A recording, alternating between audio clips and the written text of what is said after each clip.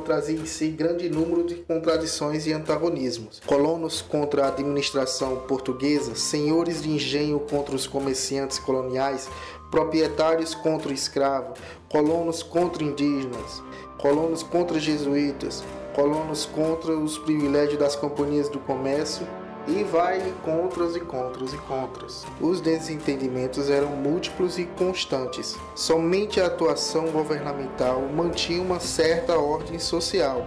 Vamos ver agora algumas revoltas e conjurações que inferiram esse período. Vamos falar agora da revolta dos Beckman, que aconteceu no Maranhão em 1684. A incompatibilidade entre os jesuítas e colonos ocorria em várias regiões da colônia portuguesa.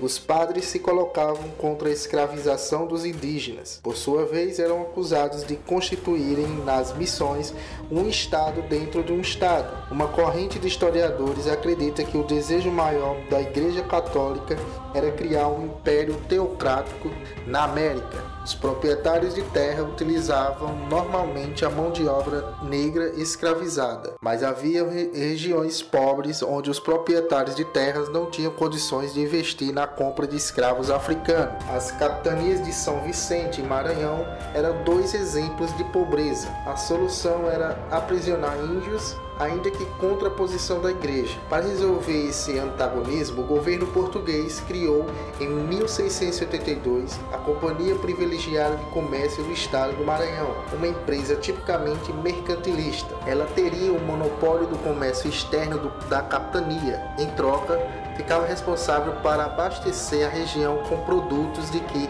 carecia, inclusive escravos, introduzindo cerca de 500 escravos por ano durante 10 anos. A companhia manipulou seus direitos e não cumpriu com seus deveres.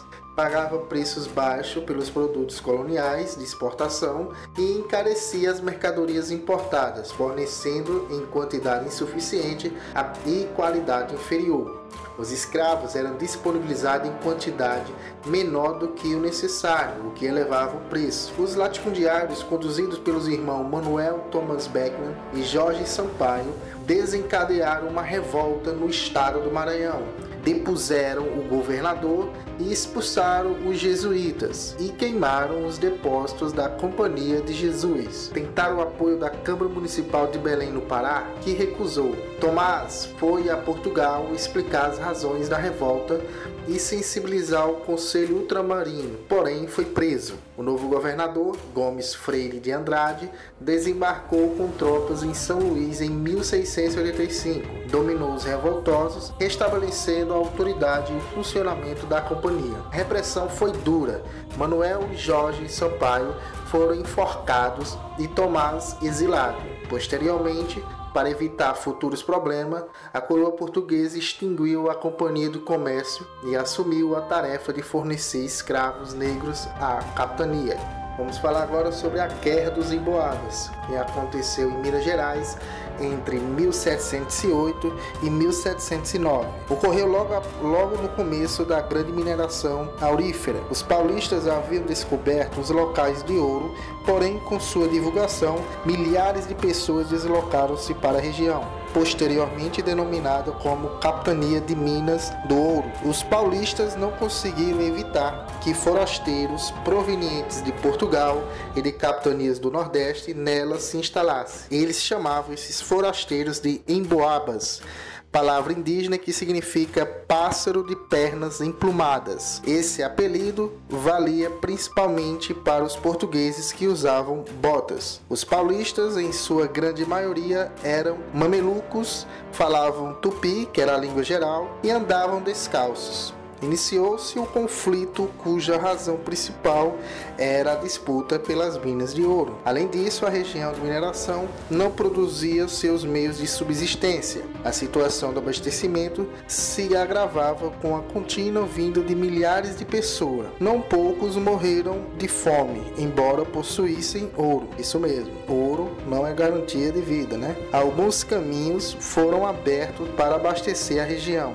controlado por comerciantes portugueses que muitos lucravam, pois os preços estavam inflacionados. Um Emboaba, Manuel Nunes Viana, controlava o abastecimento de gado que vinha pelo Vale do Rio São Francisco. Lutas isoladas faziam vítimas entre emboabas e paulistas. Borba Gato, o líder paulista, guarda-mó de Minas, não tinha mais sua autoridade reconhecida pelos emboabas, que passaram a obedecer Nunes Viana. Já então muito rico, donos de lavras de ouro, fazendas de criação e entreposto de descaminho do ouro. A guerra explodiu com os paulistas em desvantagens numéricas. Um grupo de 300 paulistas foi cercado próximo ao Rio das Mortes, em Minas. Os emboabas asseguraram aos paulistas que se eles entregassem as suas armas, as suas vidas seriam poupadas. Os paulistas daí se renderam, porém o acordo não foi respeitado,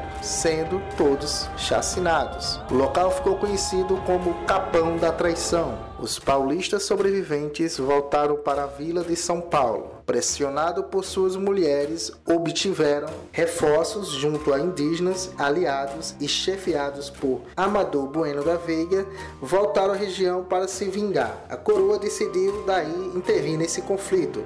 Em 1709, nomeou Dom Antônio de Albuquerque para o cargo de governador do Rio de Janeiro, que não conseguiu dissuadir os paulistas da represália. Os emboabas foram alertados e organizaram a defesa. Os paulistas fracassaram, abordaram a região e começaram a procurar ouro em outros lugares. Para melhor controlar a região, em 1709, Dom João V criou a Capitania Real de São Paulo e Minas do Ouro. Em 1711, a vila de São Paulo foi elevada à categoria de cidade. Agora vamos falar sobre a Guerra dos Mascates, que aconteceu em Pernambuco em 1710 e 1714. Desde a dominação dos holandeses em 1654, havia grande antagonismo entre os habitantes de Olinda e de Recife.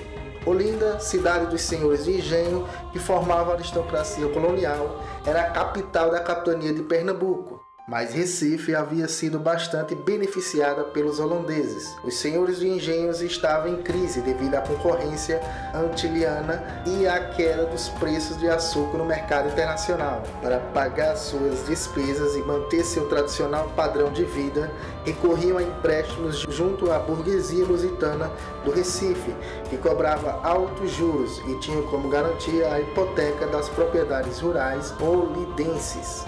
Por isso, os orgulhosos olidenses chamavam pejorativamente os comerciantes de mascates. O não pagamento das dívidas levava os comerciantes recifenses a executá-las nos tribunais. Porém, o poder político pertencia aos latifundiários olidenses. A Câmara Municipal tinha jurisdição sobre Recife, que na época era o bairro de Olinda. Consequentemente, a execução da dívida não ocorria. Os mascates então solicitaram uma carta régia de emancipação política administrativa de Recife, o que de fato aconteceu. Como símbolo de sua autonomia municipal, os comerciantes construíram o Pelourinho. O governador Castro Caldas era favorável aos mascates. Em 1710, os olidenses reuniram-se e tomaram Recife, destruíram o Pelourinho e enquanto o governador fugia para a Bahia. No meio da luta, Bernardo Vieira de Melo, um aristocrata, sugeriu transformar Pernambuco em uma república, à semelhança de Veneza, mas sem sucesso. A repressão do movimento coube ao governador Félix José Machado, que em 1711 prendeu muitos olidenses e confiscou seus bens. Para Portugal, não interessavam os atritos nem punir severamente pessoas pertencentes às camadas das altas sociedades. Em 1714, Dom João V revogou as medidas punitivas, mas manteve a autonomia de Recife. Agora vamos falar sobre a Conjuração Mineira. Na segunda metade do século XVIII, uma crise econômica tomou conta da colônia portuguesa. O ouro das minas tornava-se escasso e a extração diminuía ano após ano. Além disso, o preço do açúcar caía devido à concorrência dos holandeses nas Antilhas. Contudo, a metrópole portuguesa não admitia o esgotamento das minas de ouro, nem o descumprimento do pagamento das 100 arrobas anuais de impostos. Ameaçava com a derrama, ou seja, seja, um confisco de bens e objetos de ouro dos colonos, até que se completasse as 100 arrobas. O descontentamento por parte da elite mineira com as dívidas por liquidar e cada vez mais afastada de cargos da administração colonial fez surgir a ideia de ruptura com a metrópole. Na Europa, os filhos da elite mineradora entraram em contato com as ideias iluministas motivadoras da independência dos Estados Unidos e da Revolução Francesa. No final de 1788, a elite mineira articulou uma revolta que seria desencadeada quando o governador das Minas Gerais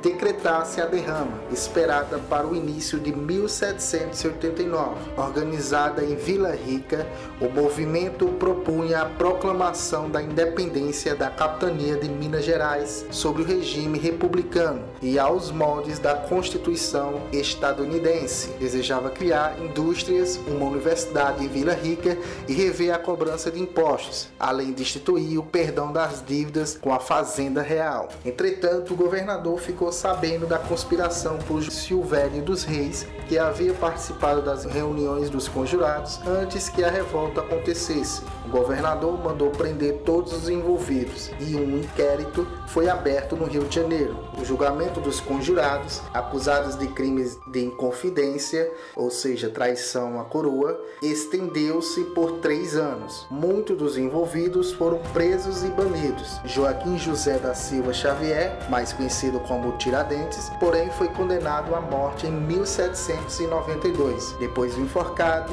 teve o corpo esquartejado e a cabeça exposta em Vila Rica. Era um aviso aos que se opuseram à coroa portuguesa. E por fim, vamos falar da Conjuração Baiana. Em 1798, a capitania da Bahia, que passava por sérias crises econômicas e social, foi palco de uma nova revolta contra a metrópole portuguesa. A alta nos preços dos alimentos e a cobrança de impostos geraram uma grande insatisfação popular, e as notícias sobre as rebeliões dos escravizados no Haiti motivaram a população a se rebelar. Em 12 de agosto de 1798, vários panfletos foram espalhados pelas ruas de Salvador, incitando a população à luta. Propunham a formação de uma república, o fim do monopólio comercial português, a abolição da escravidão, o aumento dos soldos dos militares e a diminuição dos impostos. A reação das autoridades portuguesas foi imediata. No dia 25 de agosto, os conjurados foram surpreendidos e presos, e as 4 lideranças foram condenadas à forca, que são eles: os alfaiates João de Deus e Manuel Faustino, e os soldados Luiz Gonzaga das Virgens e Lucas Dantas. Essa rebelião também ficou conhecida pelo nome de Conjuração dos Alfaiates.